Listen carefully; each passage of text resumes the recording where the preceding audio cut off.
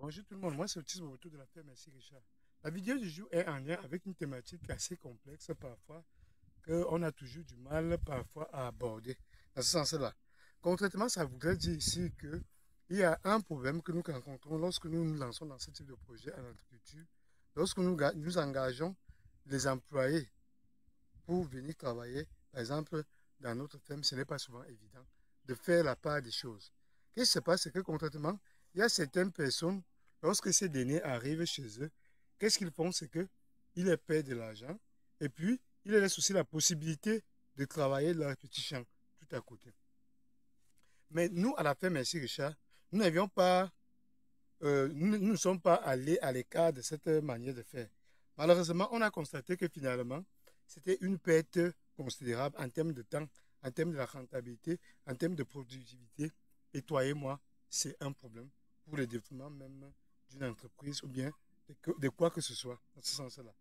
Nous avions donc décidé à la fin, Merci Richard, que nous, on œuvrait davantage pour payer nos ouvriers de manière excellente pour que ces derniers cessent d'avoir les petits champs à gauche, à droite. Parce que, concrètement, ça voudrait dire quoi? Vous payez à une personne, vous payez une personne justement pour que ces derniers puissent vous faire un service, bien sûr en utilisant la force de son bras, soit pour défricher, pour nettoyer par exemple le cacao, soit pour semer le cacao, soit pour semer le plantain, la banane plantain, en fait, etc. Qu'est-ce qui va se passer? C'est que lorsque vous lui donnez un salaire, et finalement, vous lui laissez aussi la possibilité de faire ses petits champs à côté. Toi et moi, vous êtes le perdant. Et le projet ne peut pas évoluer dans le sens que cette personne-là va se concentrer davantage pour ses champs à elle-même et non à votre champ, qui est le champ du projet où vous devez investir massivement votre argent, dont il perçoit même le salaire pour faire ce travail-là. Il ne va pas pouvoir le faire comme il le faut parce que lui, il va passer son temps et il va travailler avec joie et avec même, je dirais même amour pour ces champs-là et non le champ du point de vue de votre projet. Donc, il est vraiment impératif, c'est très très important de bannir tout cela. De bannir le fait que lorsqu'une personne vient pour travailler pour vous, de lui disposer l'espace pour que ces derniers puissent travailler chez lui. En fait, dans ces espaces-là, non. Et non, il ne faut pas le faire. Il faut simplement lui dire que vous êtes venu pour tel projet, concentrez-vous pour tel projet, je vous paye votre argent, vous pouvez acheter vos vivres à gauche et à droite, mais vous ne faites rien d'autre que ce que vous êtes venu pour faire. C'est la meilleure manière pour vous de pouvoir voir votre projet se développer. Nous, à la fin, merci Richard, nous avions eu beaucoup de retard dans ce sens-là. On avait parlé dans la vidéo précédente en lien avec le fait que nous avions beaucoup d'ouvriers ici. Qu'est-ce qui s'est passé? C'est que pour mettre les 20 hectares que nous avions semés nous-mêmes en valeur, qu'est-ce qu'ils faisaient? On les a disposés les espaces pour se cultiver leurs choses et tout ça. Qu'est-ce qui s'est passé? C'est que, en réalité, ces messieurs étaient là et ces mesdames, en fait, ces dames étaient là et faisaient leur champ, alors que le projet, les herbes poussaient de partout et fermaient, couvraient totalement le champ du cacao. Et finalement, on a perdu beaucoup, beaucoup de cacao dans ce sens-là. Et maintenant, jusqu'à présent, nous sommes toujours en train de sauver ce cacao-là et d'attendre septembre-octobre pour compléter la totalité de ces 20 premiers hectares que nous avions fait, alors que les 10 autres où nous sommes là, où nous avions mis en place, vous voyez bien que tout se passe très bien là-bas, parce que nous sommes là, nous pouvons exiger des gens d'aller défricher quand il le faut et comme il le faut. Alors que lorsque vous n'êtes pas là et que vous soyez là, de donner l'espace à ces personnes qui travaillent pour vous, de pouvoir faire leur champ, toi et moi, c'est important. Au début même, nous avions essayé ça il y a à peine l'année dernière, plus exactement. Mais on a compris que finalement, ça ne sert à rien de leur donner des espaces pour travailler parce qu'ils ne seront plus là pour leur travail, mais ils seront là pour leur champ.